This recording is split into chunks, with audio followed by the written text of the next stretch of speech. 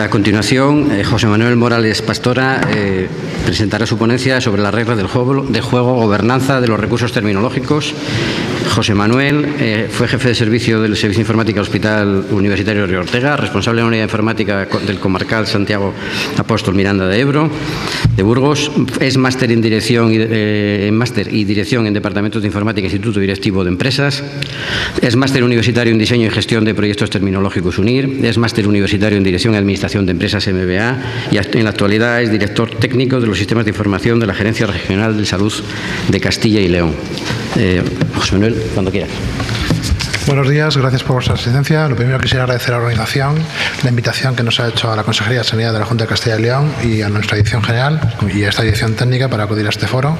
Estamos muy agradecidos.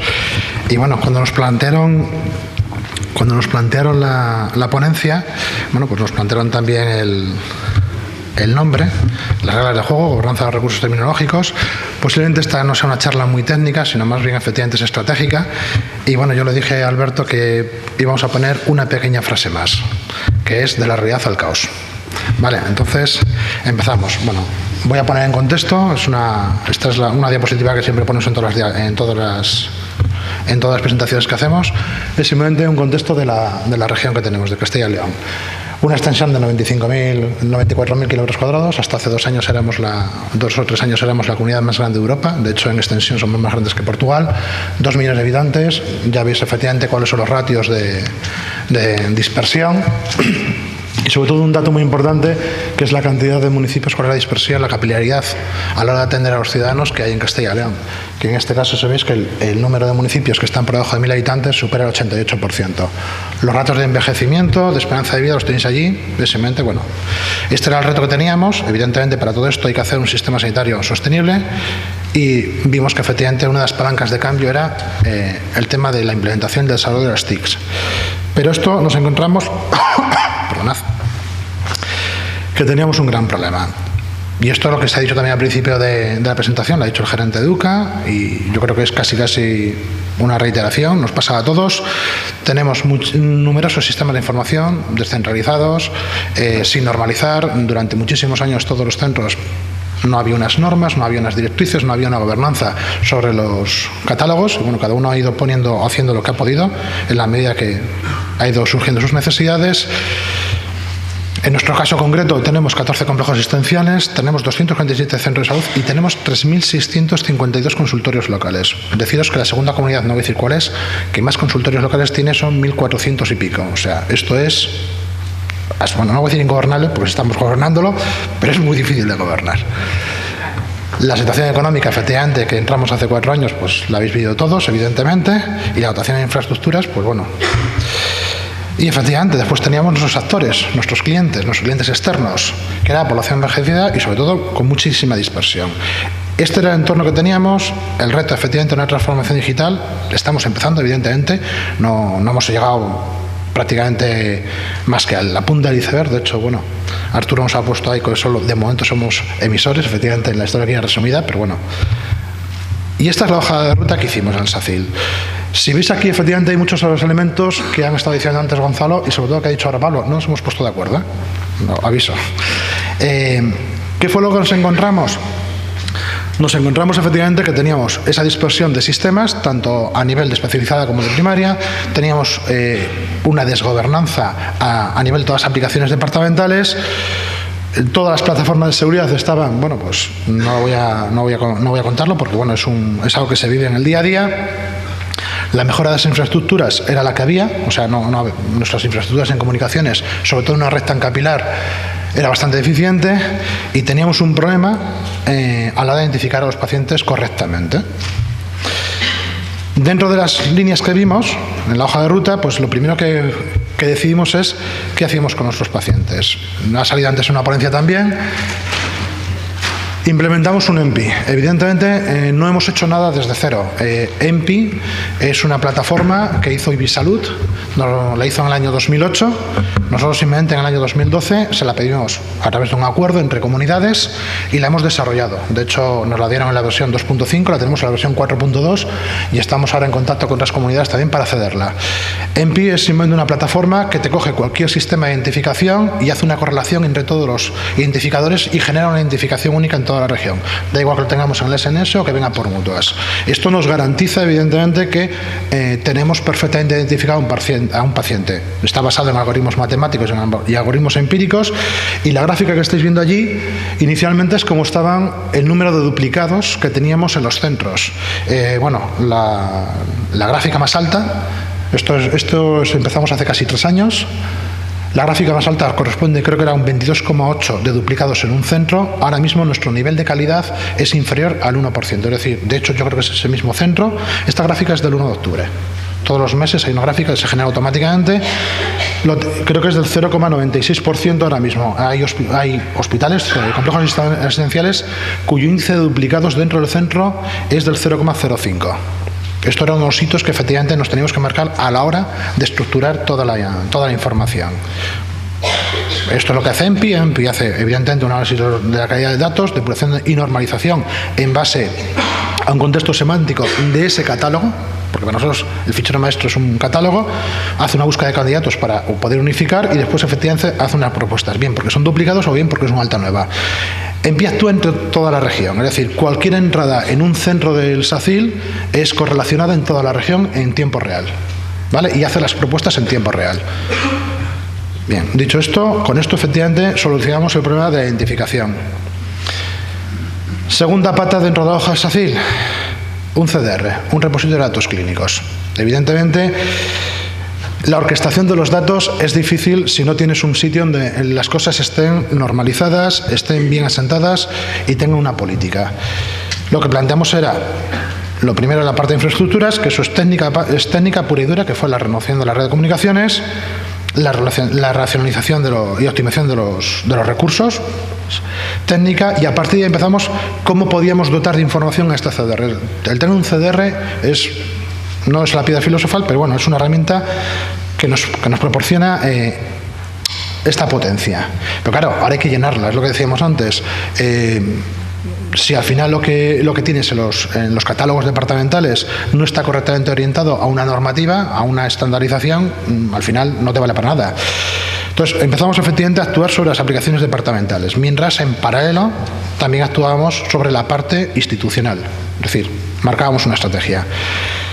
Hemos empezado efectivamente a normalizar y a consolidar radiología. Tenemos también ya consolidadas prácticamente casi todas las UCIs de la región.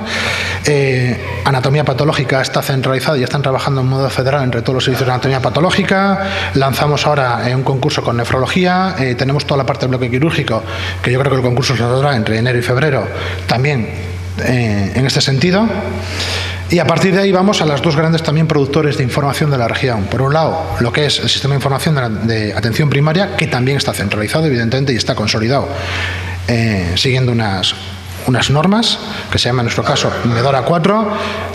Y después teníamos el problema de los centros hospitalarios. Los centros hospitalarios, pues porque, como he dicho al principio, teníamos sistemas de información heterodoxos y, bueno, teníamos experiencias distintas en distintos hospitales. ¿Qué fue lo que planteamos? Vimos si había algo de lo que teníamos que podíamos reaprovechar a nivel funcional. Había cosas que a nivel funcional se podían hacer, pero a nivel arquitectónico no había nada.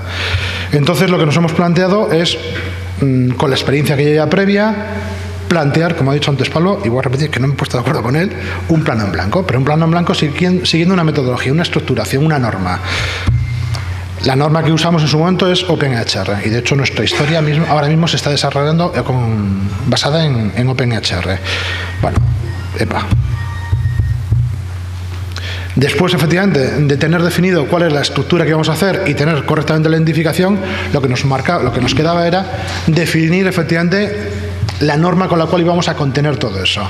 Para eso lo que hicimos fue definir a nivel conceptual una política editorial y nos dotamos de una herramienta. Una herramienta es un servidor de terminologías clínicas. El servidor de terminologías clínicas, por hacer un símil, actúa como EMPI. Es decir, no no interfiere directamente, al menos de momento, sobre los catálogos de todas las aplicaciones, pero es, por decirlo, un traductor en tiempo real de códigos. Cuando ya tengamos los códigos, los catálogos perfectamente normalizados con respecto a los grupos de trabajo funcionales de los clínicos, evidentemente lo que hacemos es los ponemos en el servidor de terminología y se bloquean las aplicaciones de tal forma que el catálogo es unificado, es centralizado y está en base a estándares. Básicamente, este es el modelo del CDR. Está basado tiene una parte de repositorio documental, porque hay partes que efectivamente van a seguir siendo documentos, y hay otra parte que es muy importante, que está basada en modelos de datos clínicos, en variables clínicas, con respecto a toda la arquitectura que ya nos estaban hablando antes nuestros compañeros. Y todo efectivamente funciona como dentro del repositorio. Y por encima, de hecho ya lo tenemos planteado, el aparato todavía no está en producción, está efectivamente un portal clínico que aúna a ambos mundos, y lo que permite es tener una timeline, una línea del tiempo, que realmente lo que está haciendo es simular un proceso clínico en el cual el centro es el cliente, es el paciente, y el resto de los actores internos van interactuando con él. La parte efectivamente de gobernanza. ¿Cómo hicimos? Bueno, aquí tenéis una captura de la Guía Política Editorial de Recursos Terminológicos. Es un documento de unas 80 y tantas hojas. Está publicado desde hace año y medio en el portal de salud de la Consejería de Sanidad de la Junta de Castilla y León. Ahí viene efectivamente cómo íbamos a definir toda nuestra política editorial y cómo íbamos a hacer esta convergencia hacia estándares. Y efectivamente qué lenguaje de terminología íbamos a adoptar. Adoptamos en su momento, porque vimos por recomendaciones y por lo que se estaba hablando en otros foros, tanto nacional como a nivel internacional, que el lenguaje más normal era utilizar SNOMED. Hay otra serie de terminologías y clasificaciones, y para eso teníamos el servidor de terminología clínica, que es el que es capaz de correlacionar cualquier otro tipo de terminología con respecto a SNOMED. ¿Qué fue lo que hicimos? Evidentemente no teníamos capacidad para hacer estas cosas, hicimos una consultoría, y dentro de la consultoría se decidieron una serie de pasos estratégicos. El primero, efectivamente, fue la estandarización terminológica. Y ahí metimos los métodos de gobernanza. ¿Cómo planteamos esto? Pues básicamente, como se ha estado explicando previamente, se definieron cuáles eran los catálogos objeto o objetivo o diana para poder atacar la estructuración de una historia clínica basada en estándares. Se crearon unos grupos funcionales, se dieron unos plazos que generalmente no se suelen cumplir, pero bueno, hay que poner fecha por lo menos para intentar llegar a cumplirlos. Y a partir de ahí se generan unos subconjuntos del catálogo general de SNOMED. Lo que ha dicho antes, no sé si ha dicho Gonzalo, claro, SNOMED son casi medio millón de términos. Se lo das a un clínico y como mínimo le da un ataque de nervios. No puede trabajar con eso. Entonces lo que se hacen son subconjuntos de dominio de información con respecto al tipo de dominio que tiene que manejar cada clínico. Ese subconjunto, lo que hacemos es, lo validamos internamente, hacemos un consenso en toda la región. Ese catálogo lo mandamos al ministerio, que de alguna forma, pues si tenemos discrepancias sobre la base, o pues si hemos añadido algún término o hemos asociado un término que pensamos que no estaba en los catálogos normales, puede tener correlación con la ISDO, y a partir de ahí, cuando el ministerio nos da el visto bueno, cogemos y lo incorporamos al servidor de terminología. Una vez que lo tenemos en el servidor de terminología, si podemos actuar con el proveedor, lo que hacemos es lo federamos directamente con la aplicación y bloqueamos las ediciones en la plataforma para que efectivamente no haya discrepancias e incongruencias entre los datos. En caso contrario, antes de bajar al CDR, seguimos trabajando con el proveedor, y es el propio servidor con el propio CDR, que tiene también una capa de calidad, el que hace es que toda la información que baja al CDR baje en base a la regla que ya está definida. Bueno, pues dicho esto, hicimos la consultoría primero, la estratégica, definimos efectivamente cómo va a ser la forma de trabajo, definimos la consultoría tecnológica, es decir, cuáles son las herramientas que van a ir por debajo. Por eso implementamos una serie de herramientas nuevas a nivel de base de datos, y el servidor de terminología clínica lo implementamos. De hecho, hay una persona exclusivamente responsable de esto, y que es la persona que que es de interlocutora con el Ministerio y con los grupos de trabajo, y a partir de ahí tenemos un comité de política editorial que nos reunimos como muy tarde cada 3 meses. Cada 3 meses nos ponemos trabajo y vamos adelantando en las distintas áreas.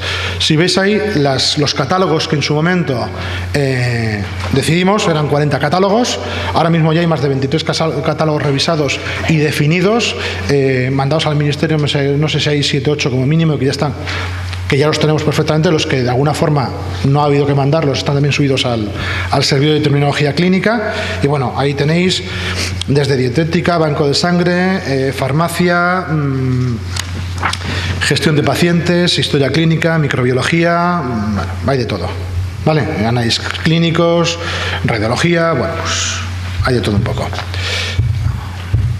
Vale. ¿Qué es lo que nos planteamos a la hora de construir todo eso? Lo que nos habíamos planteado es lo siguiente.